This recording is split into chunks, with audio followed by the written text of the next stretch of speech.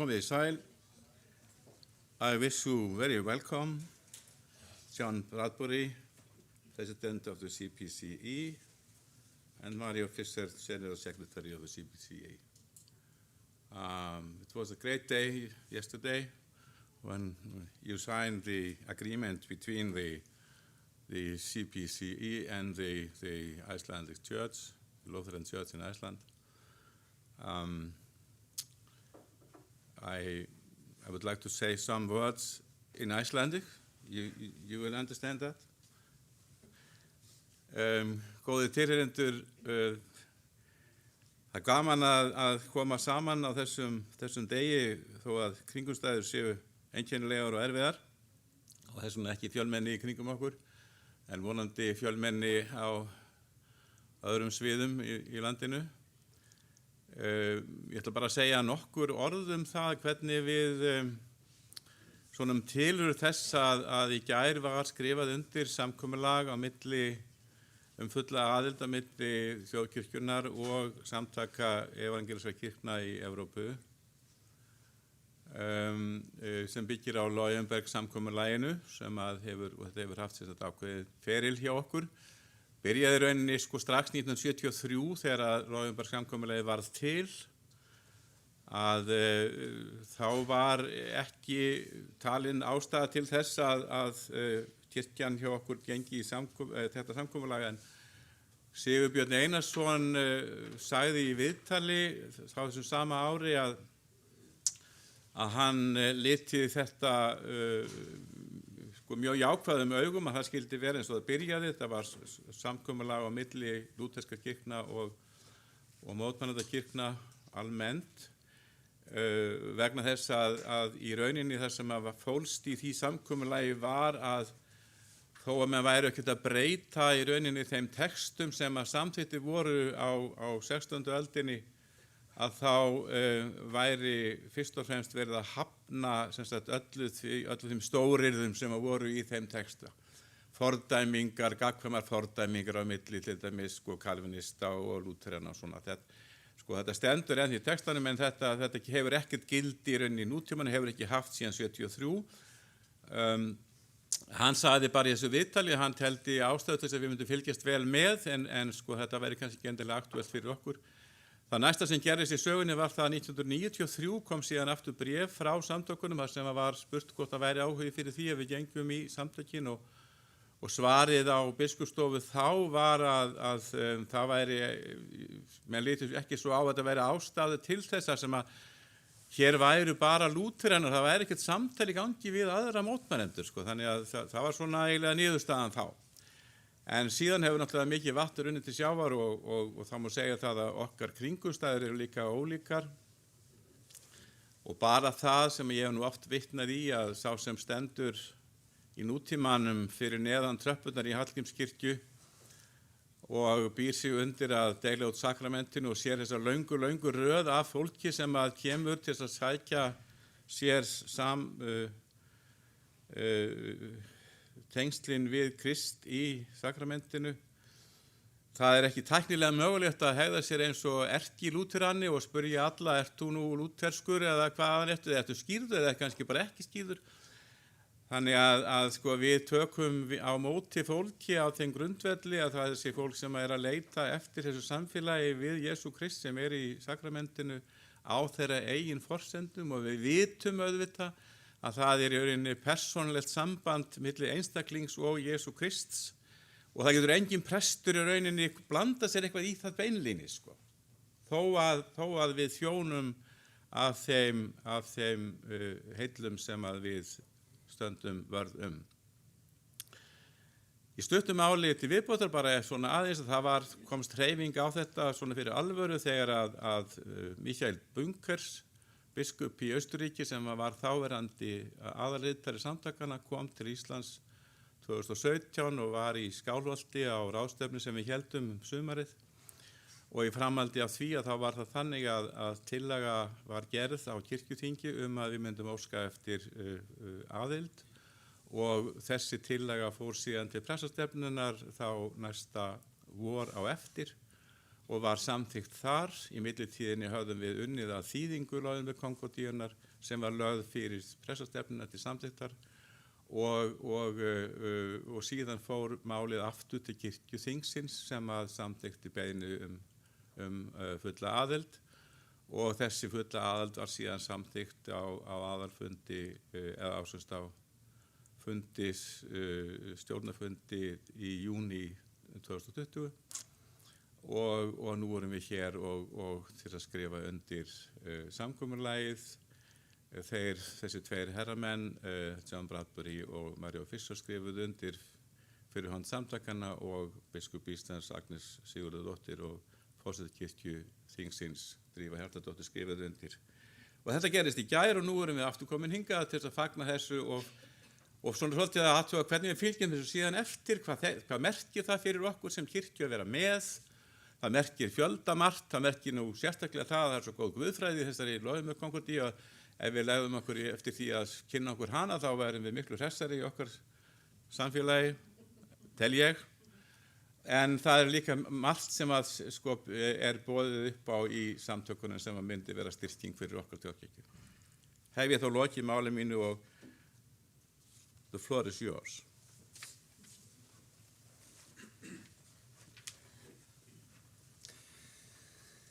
Thank you very much, and it's a joy to be with you here today and to have spent this last weekend with you. Thank you for your warm hospitality. It is a wonderful moment that we mark the expansion of the communion of Protestant churches in Europe, the making of the family of the church that little bit larger with the joining of the church in Iceland. So it's very good to be with you to celebrate and mark that moment. And I bring you greetings from the whole communion of Protestant churches in Europe. I'm going to talk just a little bit about the background and a little bit of the history to the communion of churches, and then my colleague Mario Fischer will talk a little bit about our structures and some of our ways of working. So if we could move to the first slide, please. So, the CPCE has 95 member churches, and if we can keep going, these, thank you. That represents roughly 40 million people in Europe, and it's interesting to note that of the 40 million church members, Protestant church members in Europe that represents, 21 million of those are in Germany.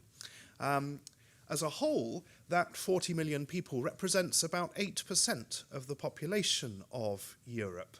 And so when you take out the number of Protestants in Germany, you can see that the experience of a lot of Protestantism is in quite small churches that are minority churches or diaspora churches, we might talk about them as, which represent about 3% of the population outside of Germany.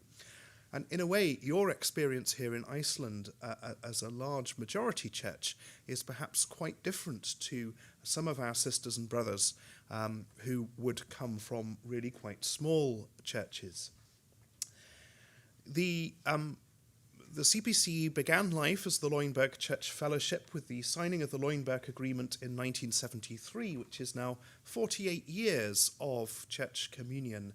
And in that time, the communion has grown and developed in all kinds of ways. If we could move on, please. Thank you. So the CPCE unites various forms of Protestantism. If we could just move the slides along to... Yes, thank you, that's great. There are member churches who trace their origins to significantly before what we might normally think of as the start of the Protestant Reformation. So we have member churches that stem from Italy, the Waldensians and the work of Valdo, somewhere before the period of the Reformation, and also the Czech Brethren, which trace their work back considerably before then, the work of people like Jan Hus, who came to influence Luther quite considerably. We then have what we might think of as the classical strands of the Reformation, the Lutheran strand and the Reformed. And whilst they emerged very closely united and worked very closely together in the very initial phases of the Reformation, by 1529 in Marburg, the colloquy there failed to come to agreement, particularly on matters to do with the sacraments and the celebration of the Lord's Supper. And since that time, there was this significant division within the life of Protestant Europe. And the CPCE and the Loinberg Declaration brings together those parts of the tradition that for so long were divided. And that had a long process and history behind it. So we find in some places within Germany a history of uniting churches that bring those traditions together, stemming from the 19th century. Another seminal moment, of course, was the Barmen Declaration in Germany in the period of National Socialism, which was the first time a confessional statement from both Lutheran and Reformed traditions was able to be made together. And of course, the post-war period in Central Europe was a period of enormous movement of peoples. And that movement of peoples is quite significant in bringing side by side different confessions that perhaps previously had lived their lives more separately. So those traditions came together to form the Loinberg Church Fellowship. And later on, the Methodist tradition, which stems in a slightly different kind of way from the Protestant Reformation, in its British form through Anglicanism, and in its form in the United Methodist Church, which traces its origins back more to the United States and Methodists who returned from the States having emigrated. And so the contemporary communion brings together these diverse strands of Protestant identity within the European context. So on the 13th of March in 1973, the Loinberg Declaration was signed. We see here this remarkable collection of men. It says something about the nature of how church life has changed since that period, that it would be unimaginable now to have a gathering of church leaders that looked quite like this one. But these forefathers of the Loinberg Agreement were those who, after careful study, reflection, and prayer, brought the Loinberg Agreement into being. So if we could move on again, please.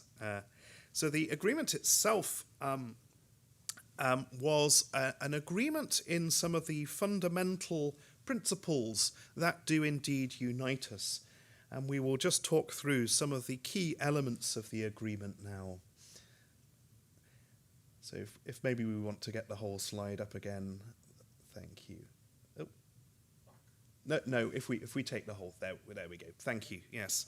So we can see that there is both the declaration itself and fundamental elements to the declaration, which the member churches have all agreed and signed, and which you joyously signed for us yesterday.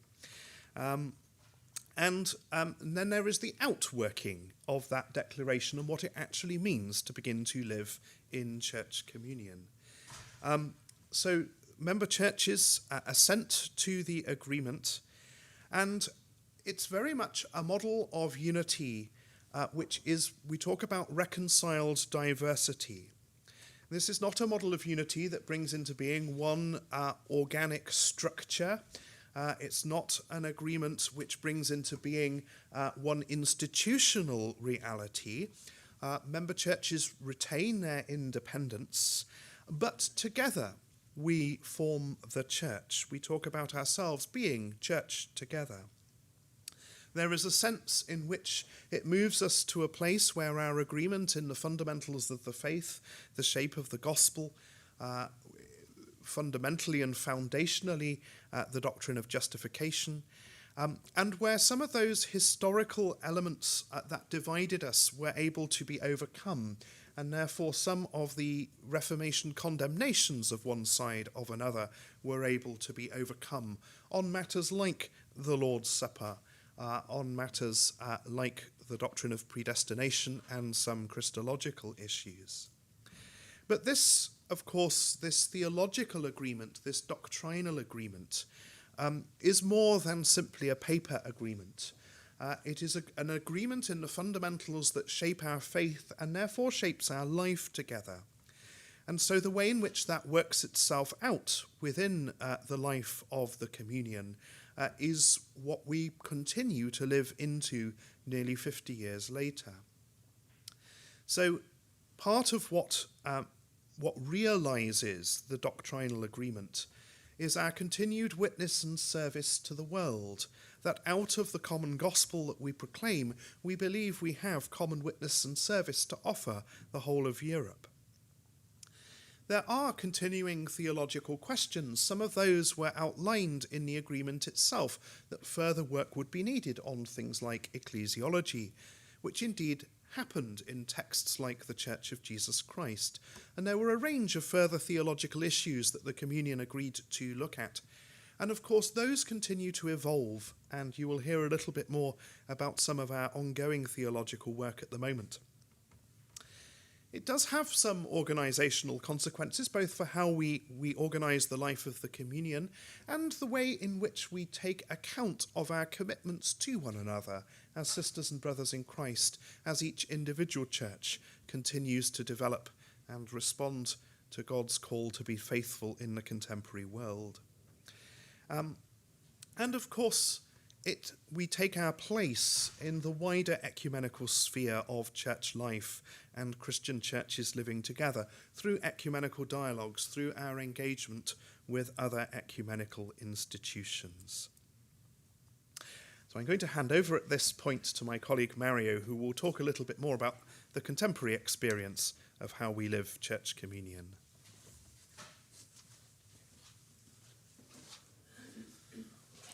Yes, sisters and brothers, thank you very much for this invitation. And now we come to the question, how do we experience church communion today? It was written down in our last result of an ecumenical conversation, doctrinal conversation, as it's called in the CPCE, so these working processes where they work on these still unreconciled questions. And it was then the understanding of church communion. And we experienced it in as a communion in worship.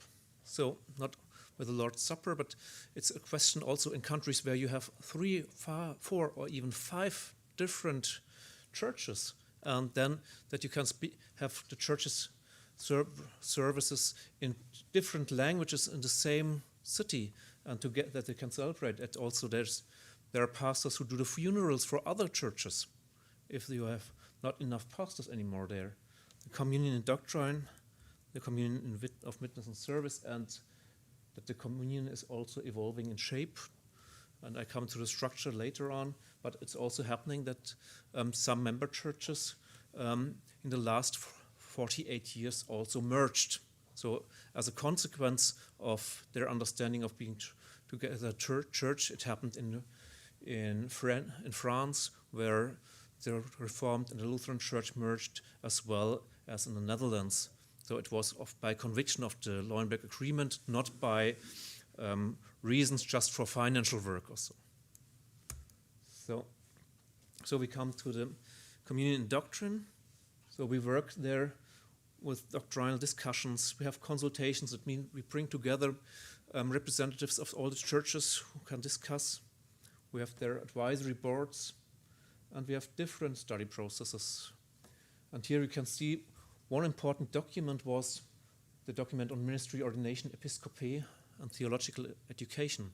So after having had an agreement on what is the church, so our ecclesiological foundation, we were able also to speak about our understanding of the ministry, the episcopae.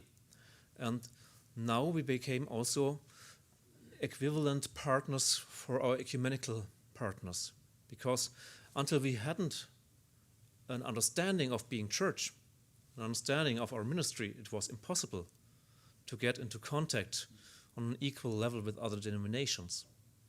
And since we also acknowledge the ministry and the ordinations of each member church, we have to know which ministries do we acknowledge. Because some member churches ordain ministries which we don't recognize under normal conditions as a ministry, which has to be ordained. So on the level of communion of worship, we have liturgical consultations. So the next will be on multicultural and multilingual aspects of worship services.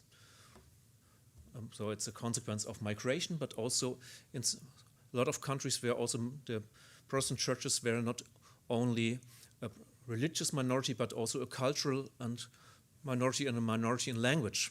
There it's more a question how worships are celebrated in different languages. And we have a collection of liturgical resources. So if someone has a baptism where most of the members are coming from another background, it's possible also to take parts of it in another language, and though someone of the family is able maybe to read some parts of this.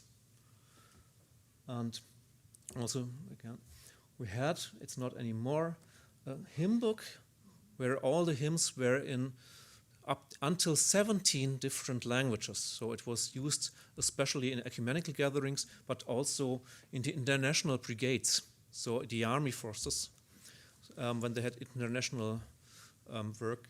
However, it's not used anymore because it was still focused on the organ.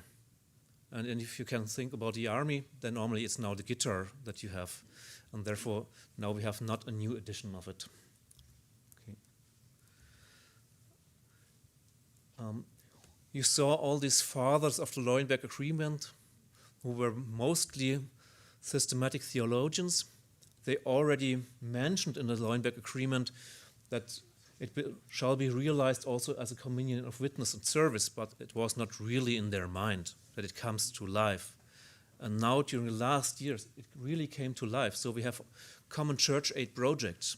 We have funds from the Otto Permillo funds from the Valdensian Church in Italy, and we are able to work on questions which are lateral damages of Europeization.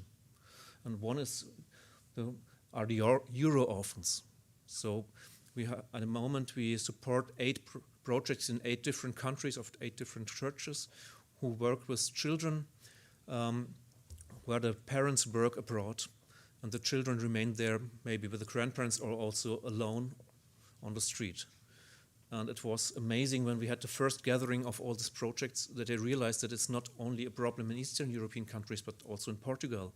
And that if you have the problem from Polish people working in Western European countries, that means that other employers come from Ukraine to Poland, where again children live without parents, and how we can connect these different projects. And then it comes into life also in the way how we live together in organizational form. So every 6 years we have a general assembly. In former times it took place in conference centers, and now we gather in church buildings. And it's a different style if you have a worship service in the same building when you discuss afterwards ethical and theological questions. That is the question of atmosphere. Okay, though now I will tell you about the organization, because I think it's important. So we have 95 member churches. Your church is the 109th signatory church.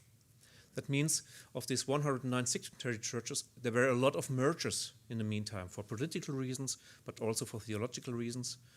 And the 95 member churches are now these 109 signatory churches. Every 6 years we have a general assembly. The next will be in Sibiu in Romania in 2024. And the General Assembly, consisting of maybe 120 delegates, then elects a council of 13 members, which is a council of Reformed, Lutheran, United, Methodists, and which covers all the regions in Europe. So it's not easy to find this representation. And then we have a presidium with 3 members of the presidium of the council.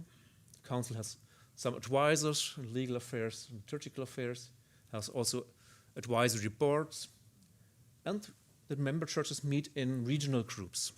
So for your church, it's maybe the Northwest group, where you can also send a delegate and discuss there the questions which belong to your region. And this General Assembly is not a synod, so they cannot do decisions for all the member churches. The decisions have to be made then by receiving these decisions then on these documents by the member churches within the synods or the deciding bodies. However, we have every 3 years regularly a gathering of the synod members or gathering of the synod of the heads of synods. And for them, the questions are more on the practical issues. So how does European legislation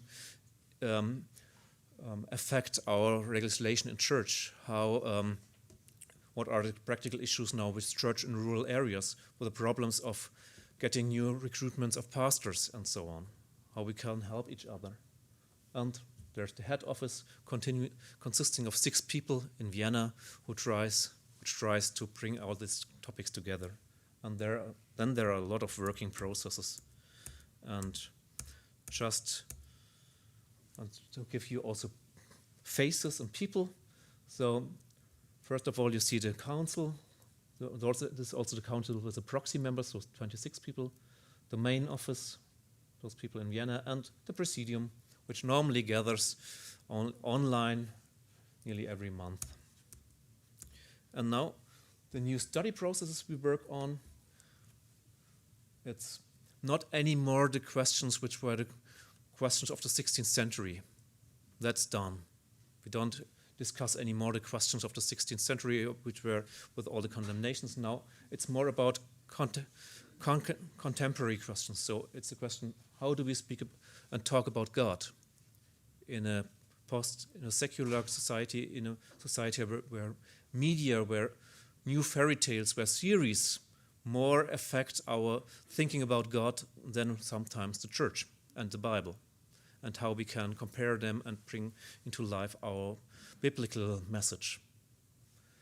Sexuality, gender, a question which has also the potential to divide churches. We see it in the worldwide ecumenical bodies, and also in Europe.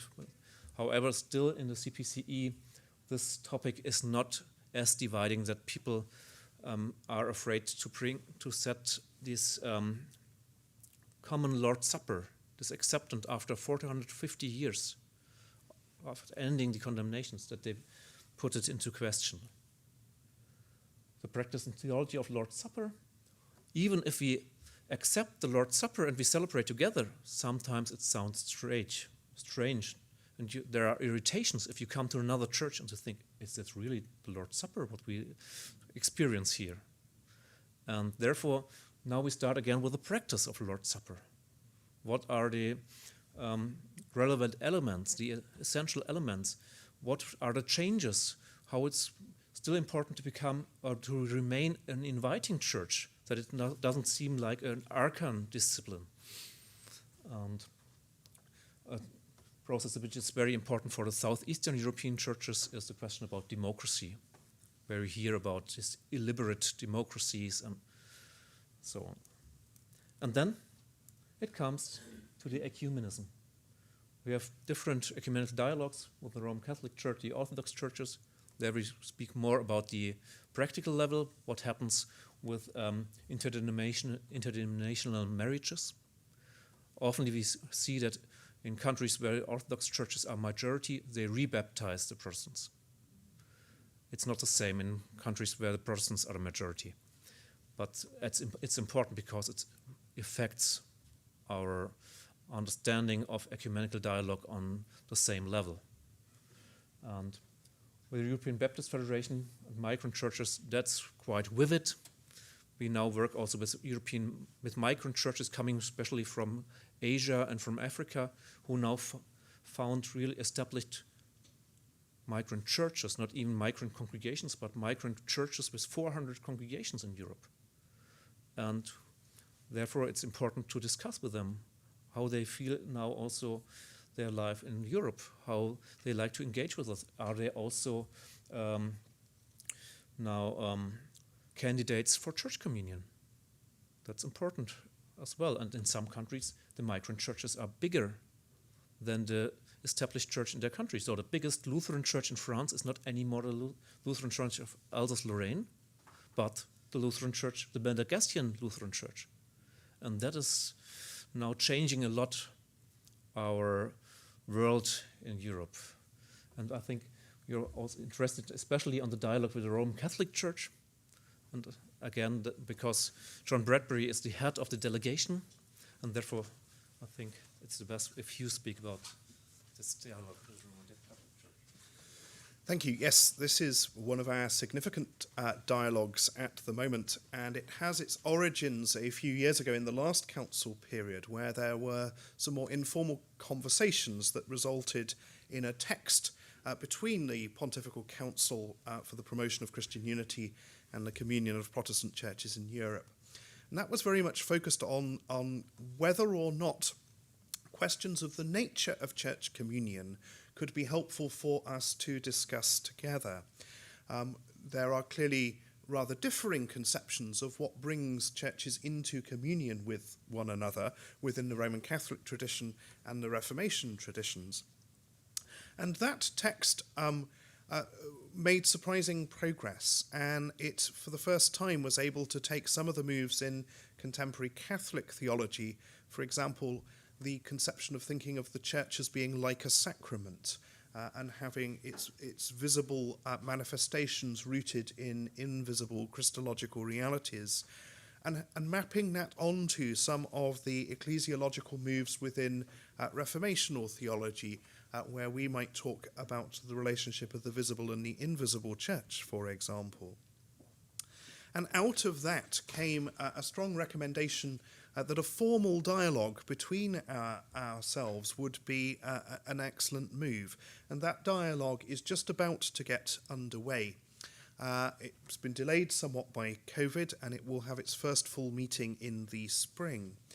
But we hope very much that it can be a dialogue that tackles head-on some of the major ecclesiological issues that remain considerably stuck in dialogues between the Roman Catholic tradition and other communions. So we hope to go back to key texts and documents from the heart of the Reformation period, and key texts and documents from within the history of the Roman Catholic Church, to begin to read those texts and documents together and see what congruences we find, what ways forward we find on difficult ecclesiological questions that frequently come down to whether or not the church must manifest itself in a particular form, or whether the forms in which church life structures itself may be more varied. So we hope very much that this dialogue will have ecumenical significance beyond simply the CPCE, as we try to engage some of these most foundational and core ecclesiological issues together.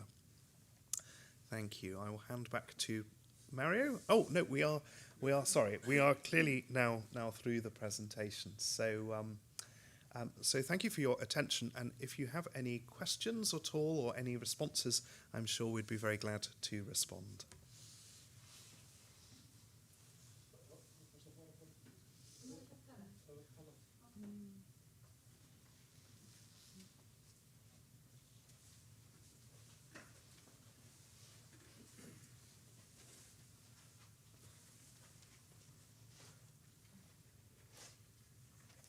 Thank you both for your presentation of Loinberg CPCE.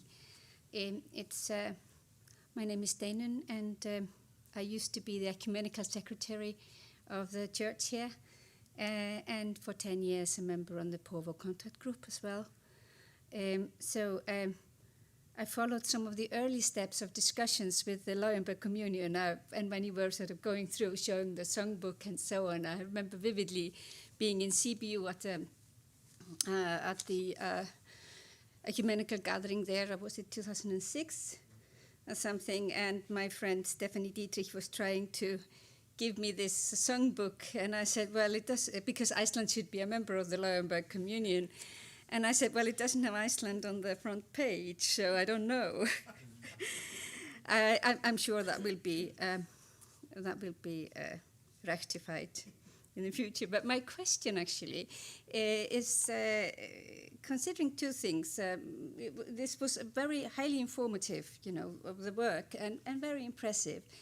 I just would like you to elaborate a little bit about the challenge of the migrant churches. I mean, you mentioned specifically the largest Protestant church in France now, because I wanted to ask, of the challenges that the migrant churches bring in, and link that perhaps with the discussion on gender and on sexuality, for example.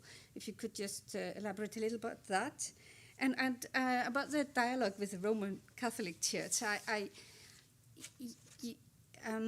didn't quite understand your polite way of explaining the way that you wanted to sort of try to hone in on the work of a church, or what is a church and how does a church work. I mean, are you saying that you're trying to get the Roman Catholic Church to actually recognize us as a church and not just as some kind of a Christian fellowship out and about? So if you could just talk a little bit more about the ecclesiology and discussion. Thank you.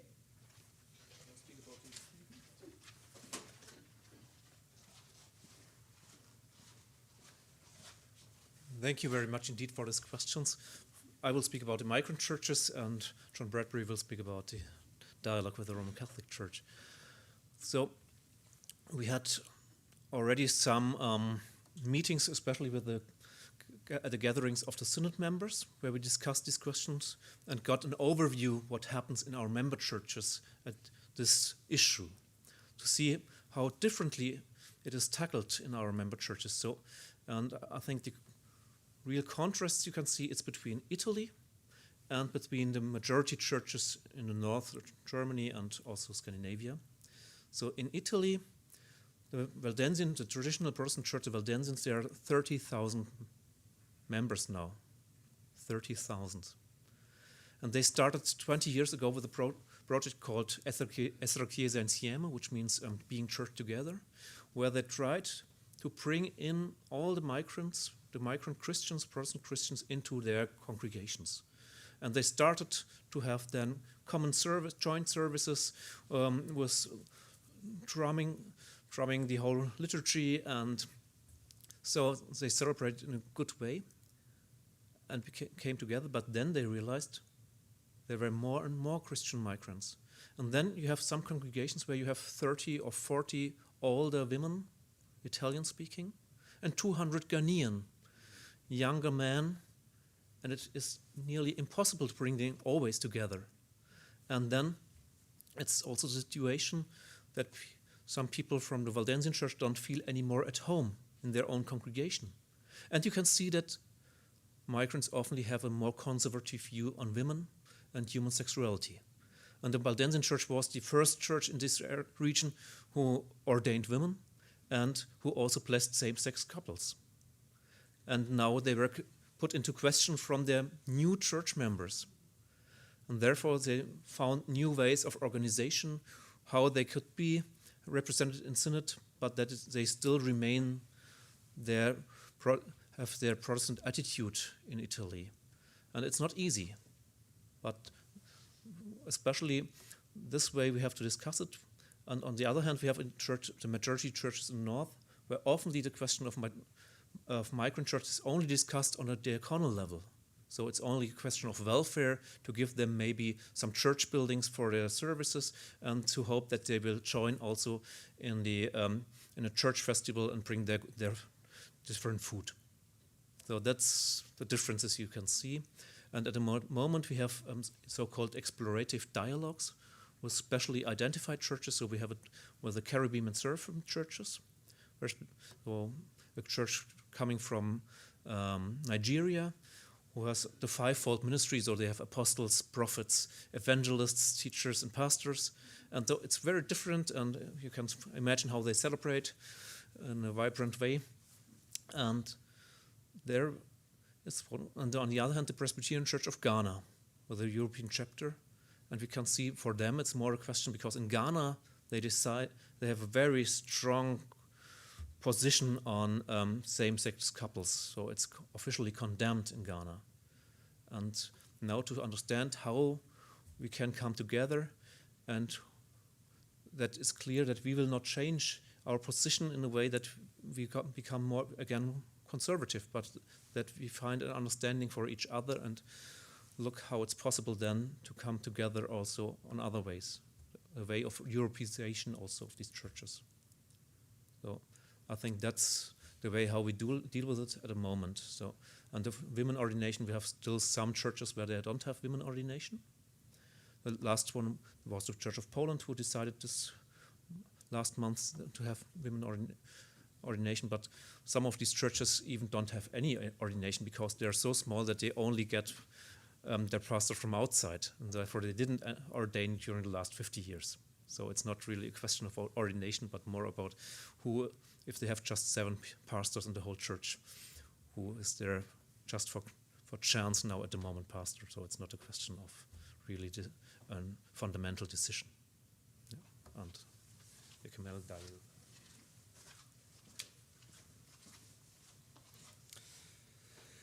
thank you for your question about the Roman Catholic dialogue. And I think we have to do a little bit of expectation management here. Do we think we're going to reunite the Western Church on the back of this dialogue? I don't think so quite yet.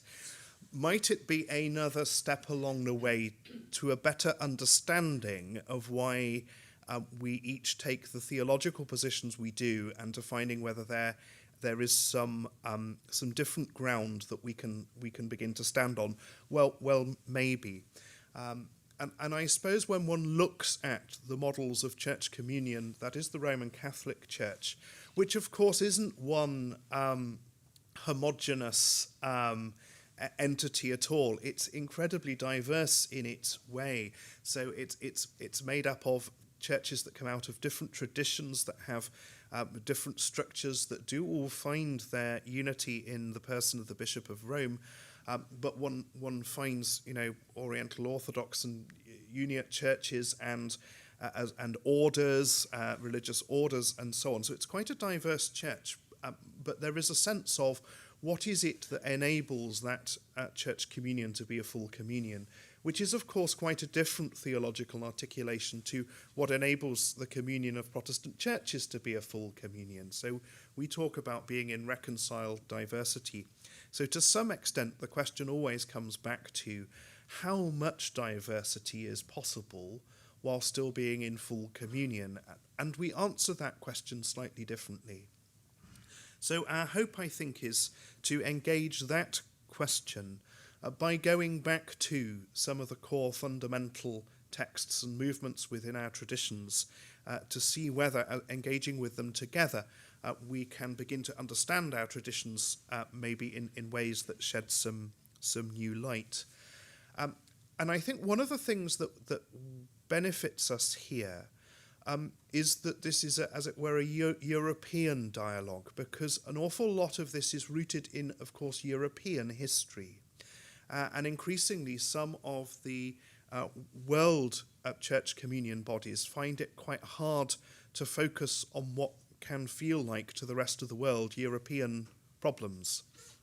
And yet an awful lot of the division within the Western Church is in reality a European problem. So there's hopefully the possibility in this dialogue to dig into that tradition which we all own here in Europe in a way that becomes sometimes quite difficult for the Lutheran World Federation or the Communion of the World Communion of Reformed Churches who have global issues to deal with, and delving into some of the particular niceties of European theological history can feel a long way removed from the pressing issues of climate change or economic justice, which our global communions need to concern themselves with. Is it going to reunite the Western Church? Probably not yet. Will it hopefully move the conversation on one stage further? We hope so.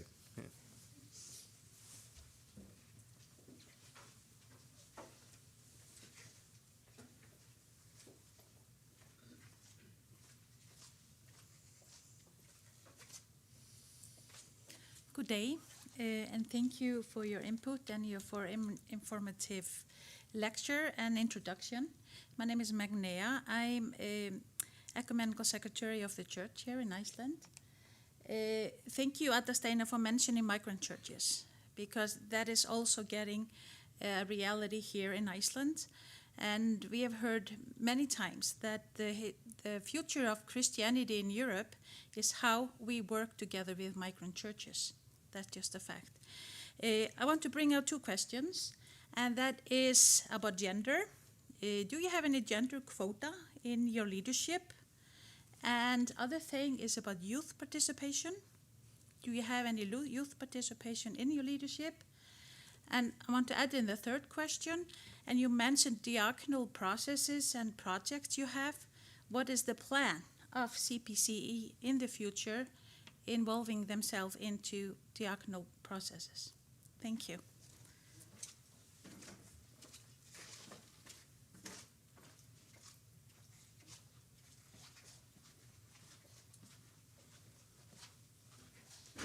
Thank you very much for these questions. So again, with the migrant churches, just to mention that one question is always how they behave towards reversed mission.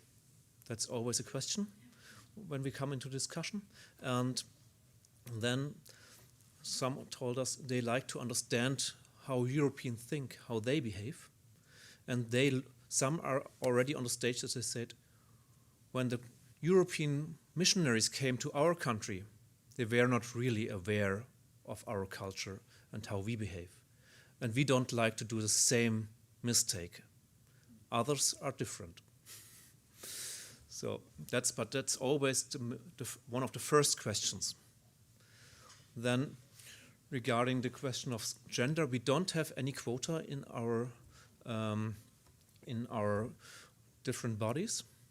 However, normally it works fine. So normally it's a good equivalent, or that's a balance there. So we have, for us it's more the problem to have the different regions represented and the different denominations, but then it's normally that it also works in this way, that we have also a gender balance. Regarding the young theologians or the youth, it was a clear decision not to have youth delegates at our General Assembly. However, to engage young people then when the work is done, or into the working processes. So it's not important to have young delegates at the General Assembly just to raise their hand, but we have a reference group of young theologians in community, it's called, with 24 young theologians from all over Europe, and you have also one from your church who is delegated to this process, and they accompany all our processes for the whole term of office now.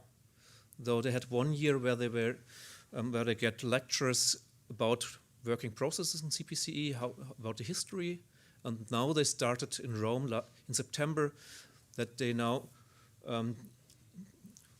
decided to which working processes they will send also their delegates.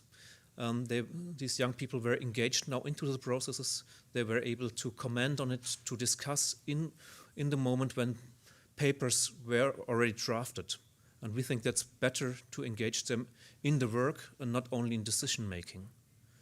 And then we will, but however, we will encourage member churches to send young people to the General Assembly. So now we have another quota or criterion to send member churches. So all the member churches with more than 100,000 members will have the possibility to send 2 delegates, but it's clear the second delegate has to be a woman or a young theologian or someone who is not ordained.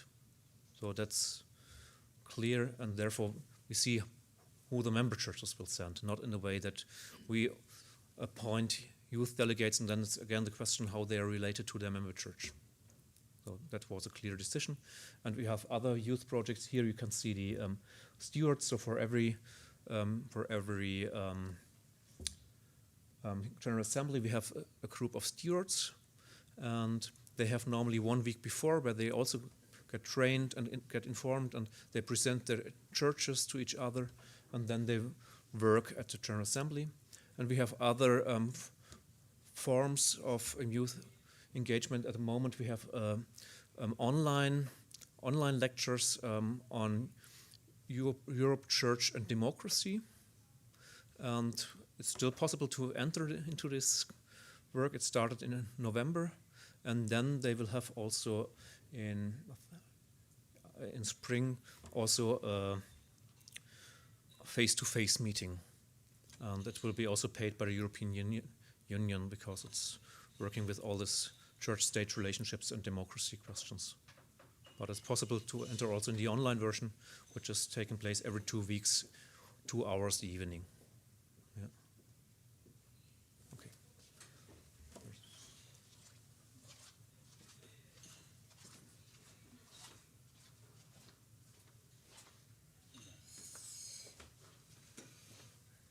My name is Einar Karl Haraldsson, and I'm the chairman of the church parish of Hallgríms Church Parish. And nice to be with you yesterday, and it was very enjoyable to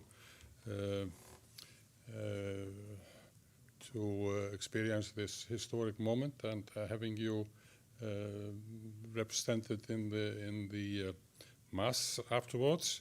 But we weren't able to celebrate the Lord's table there because of COVID, and I became curious. Some of you mentioned it, or it was in some of the text, that the CPCE was looking into ways to have the celebration of the Lord's table online in people's home, so as individuals and small groups could enjoy the table of the Lord at home. And how are you thinking? What's your thinking about this? You know, that I don't think we have been discussing this possibility here in Iceland, so it would be nice if you could elaborate on that. Thank you.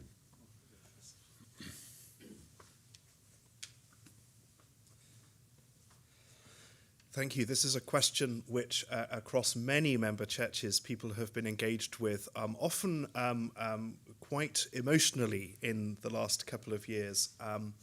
The Communion of Protestant Churches itself doesn't have a position on this, but many of our member churches have taken differing positions on this, which range really from those that have fully embraced the notion that certainly in certain circumstances it's possible to celebrate the Eucharist together in an online virtual form, through to those who would say, no, this is simply not possible. So there's a range and diversity of views there. The church I myself am a member of, the United Reformed Church, where I'm the General Secretary, we have enabled this possibility. And it's been a very interesting experience. And at the beginning, some people have remained very wary and not really wanted to engage with this at all.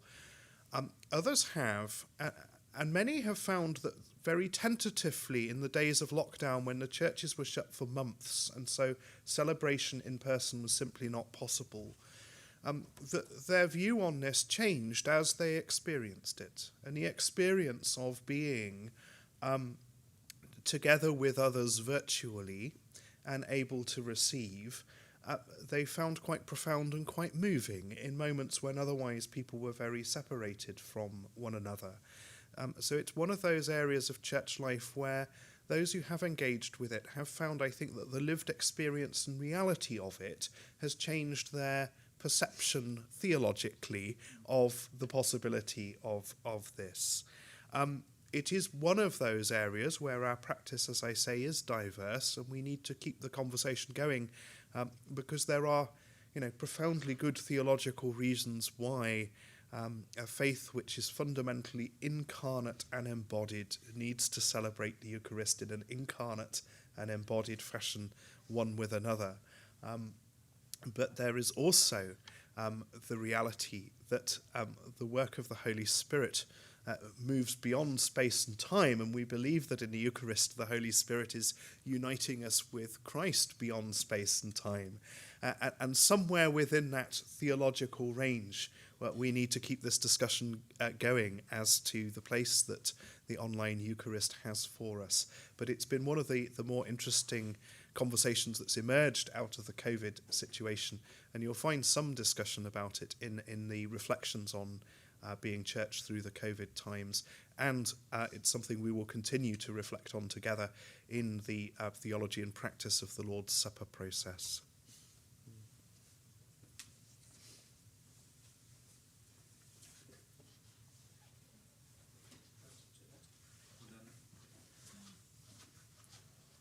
Well, I'd just like to add, we collected statements from the different churches, and we realized that it was not only, for most of the churches, it was questions that emerged in March last year with the first lockdowns.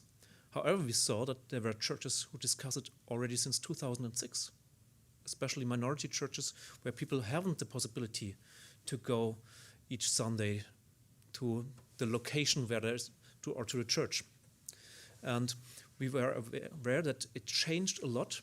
At the beginning, it was always a question about presence on a place. It was a question of space. And then it changed because people had experience with Zoom meetings, and then it became a question about time, about the continuity in time, not anymore about the space, because they experienced that they have fellowship or whatever, that they are together via Zoom. And then it was clear that for most of the churches, they said it's impossible to stream these services, and because then it can be, you can celebrate it 2 days after. And some people will say, okay, I also found already movie from where my pastor from my home congregation celebrated a mass, and he died already 2 years ago, but now I can celebrate communion with him. So it's clear that the people saw now more that it's a question about the different technical issues, that from the beginning of discussion about space became a continuity in space, became a discussion about continuity in time. Just one aspect of it.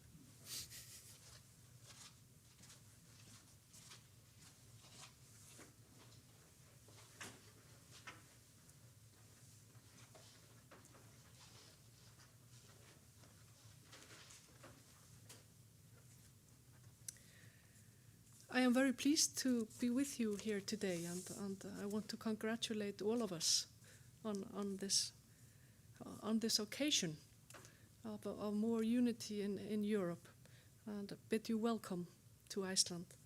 My name is Sigridur. I am an assistant professor in practical theology at the University of Iceland.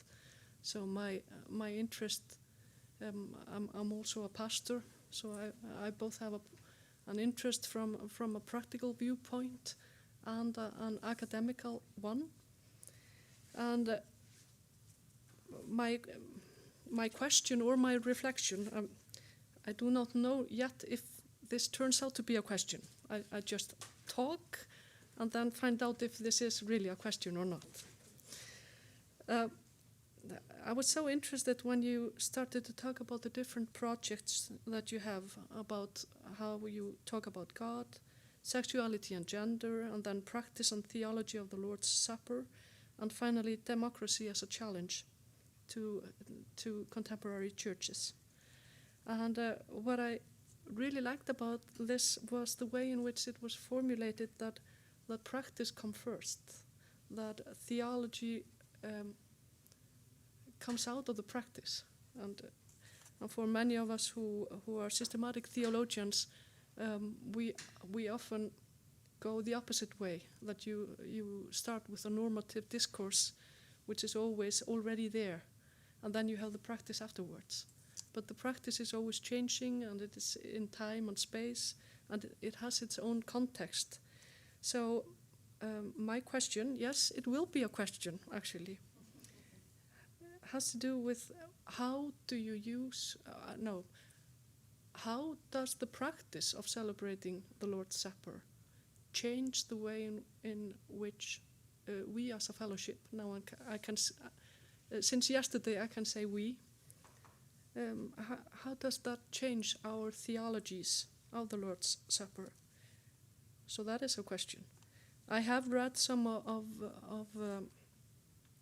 the older documents about the discussions between Lutherans and the Reformed churches on the Lord's Supper.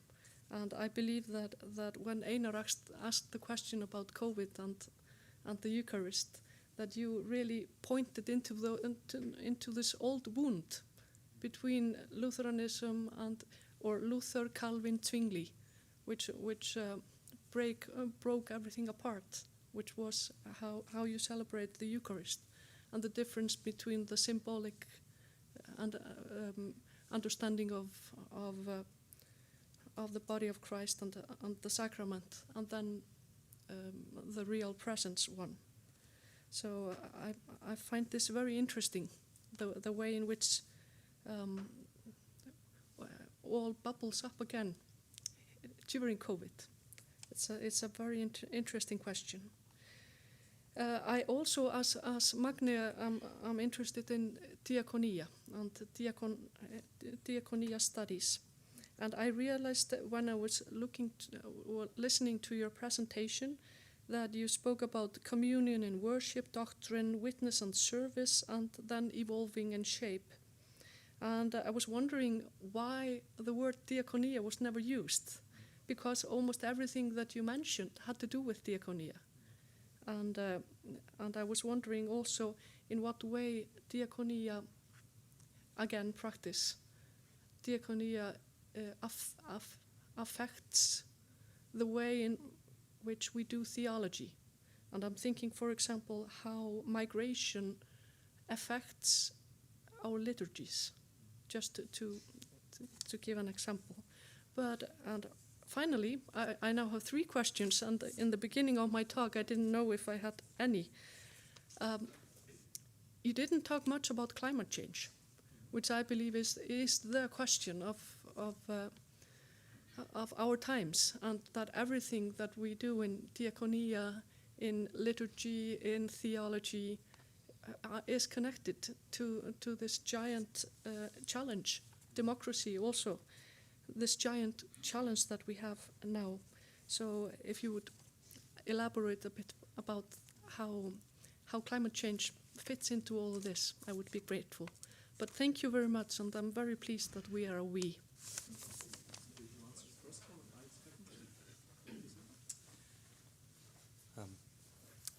Thank you. Some very interesting questions. I'll try and respond to some of that, and Mario, I'm sure, will add something.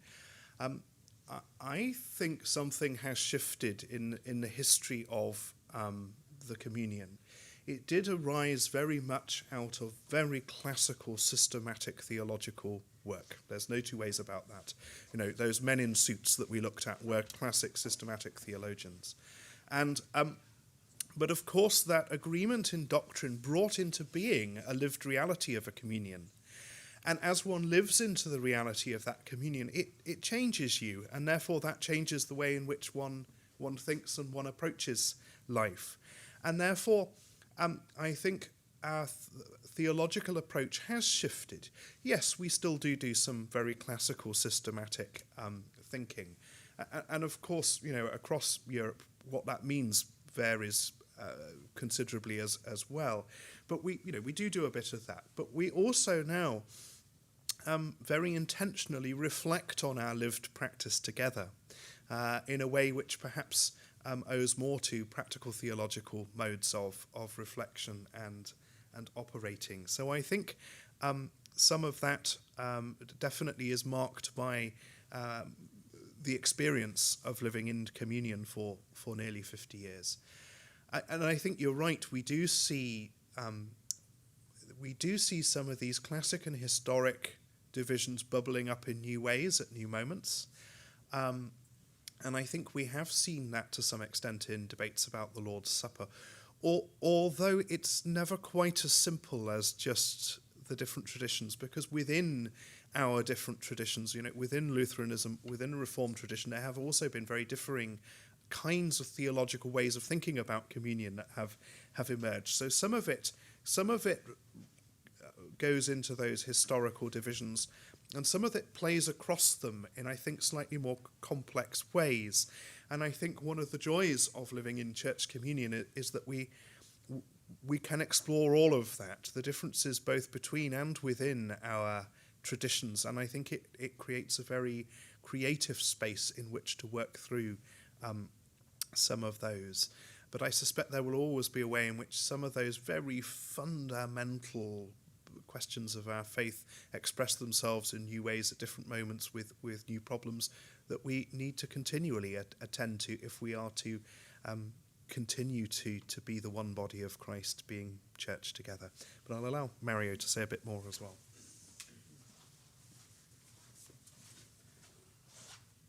Yeah, we still work on these fundamental dogmatical issues, still, also because it's important for our smaller member churches, because sometimes they only have a small seminary, maybe just with 3 professors. And for them it's important to get also dogmatical texts, fundamental texts that are not only documents by one theologian, but documents where the churches agreed on. So churches all through Europe, and they know, okay, that's a basic church document, and they use it as well for their exams, and therefore it's for them very much important to have also these dogmatical aspects, to have fundamental texts and documents. And if you look to the Lord's Supper, we realized now that it changed a lot, that now we had a survey among the member churches that now not only the question about the presence of Christ is now on the focus, but there are more questions now about the aspect of creation, the aspect of solidarity, and so also a lot more, again, the eschatological dimension of the feast of the sinners and the heavenly communion. So it's now, after nearly 50 years of overcoming the condemnations, we are not as fixed anymore to the question of presence of Christ in the elements. And I think that's also a good situation. Coming to the diaconical aspects, we don't like to become a European diaconia, that's clear. We work just on some special fields, and also to make the churches aware that maybe this is a blind spot in their reality, especially when it comes to European orphans. Everyone is aware that there is a problem in Eastern European countries with children, but most churches don't see the parents who work in their own country also as a target group for their social work as church, also as spiritual subjects who like to have also pastoral care. And I think so, in this way, we go step by step. On the other hand, the last General Assembly discussed very much whether we should have a process on theology of diaconia. And because we have churches where the diaconia is still based on the congregational parish level, and others where we have church aids. It's huge organizations with a lot of money. And in some churches, it seems like the church aid is now bigger than the church. For instance, in the Czech Republic, where you have only 70% of the whole population which are Christians. And I don't speak about the Protestants, which are less. But the diaconia is much bigger. And they don't find not even Christians for the leading positions in the diaconia. And it's always this question about diaconia. Unfortunately, it was not possible to go to this topic at the General Assembly, but I know that the Church of Norway will raise this question again, and also the churches from the Czech Republic and also the churches from Italy will raise it again. And we see that this is now important. And there was a third question. Climate change, yeah. It's quite easy. There we have to be humble. What are our expertises? Our expertises were deep, fundamental theological discussion, and then also in ethical questions. We don't have the resources to deal with these topics. However, there are the ecumenical world bodies, Lutheran World Federation, World Communion of Reformed Churches, also the WCC. They have more stuff for climate change and pure and clean water solutions than we have at all. And therefore, I think we have to clearly distinct who has which task, so that not every ecumenical body does the same work, but that we divide also our tasks and are able to work more efficiently. Therefore, it's not our task at all. It's a world task, not only a European task. And that's also the church where I'm a pastor has, for every deanery, more staff members and officers than we have for whole Europe. And then, therefore, we have to strategically decide which are the topics and issues we are working on for the next 6 years. There are much more questions which are also important. But these are the topics which are now decided by the General Assembly. And we have here our strategy. I have enough with me where you can see also the aims, the 3 aims for this term of office, and also the different projects and measures or objectives we are working with. Yeah. And I think now we have also to come to an end, since also John Bradbury has to leave and go to the airport. However, I think maybe the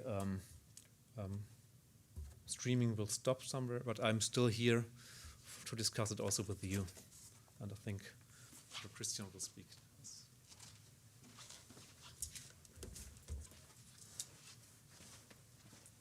Dear John, dear Mario, thank you for coming to Iceland and bringing these good tidings to us. You have to leave. I know you will be in good hands to the airport. So thank you and have a good trip to London. Thank you very much. It's very good to be with you. Bara svona aðeins í lokin, sko María verður hérna lengur, þannig að þetta tala við hann og spyrja hann beint. Við erum annars bara búin í dag. Takk fyrir ykkur sem komið hingað og takk fyrir spurningarnar og takk fyrir þetta góða samtal. Og já, sko ég ætla bara að segja eina gáfulega setning í lokin, sko það sem er í rauninni best við þessi samtök að lækka múrana, jafnvel að rífa þá alveg niður. Múrana milli kirkna, en það eru líka múrar milli einstaklinga. Og það er það sem skiptir svo miklu máli, að við lækkum þröskuldana. Takk fyrir í dag.